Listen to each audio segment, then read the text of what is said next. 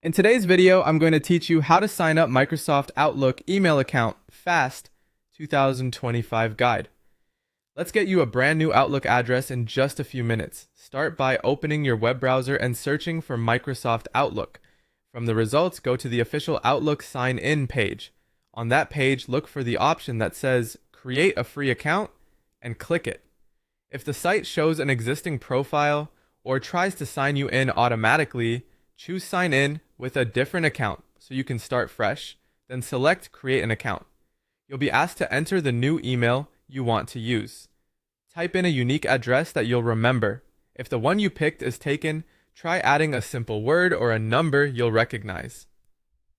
Click Next to continue. Now create your password. Choose something strong and unique. Ideally a mix of letters, numbers, and symbols. Avoid personal details that others could guess. When you're ready, click Next. You'll be prompted to choose your country or region. Pick the one that applies to you from the list. After that, select your birth month and day and enter your year of birth. This is used for account recovery and safety checks, and it also helps tailor your experience. Click Next.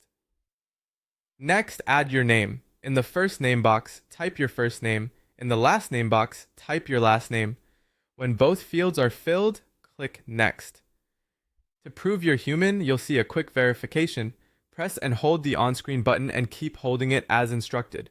Wait for a moment while the check completes. When it finishes, you'll be moved along to the next screen. You may see a prompt to set up a passkey or a faster sign-in method. To finish quickly today, click Skip for now. You can always set that up later from your account settings if you'd like an extra layer of convenience and security. That's it. You'll land on your Outlook homepage.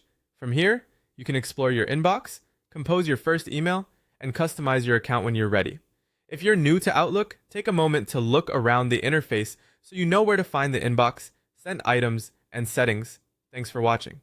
If this guide helped, you're now set up with your new Outlook email account and ready to use it right away.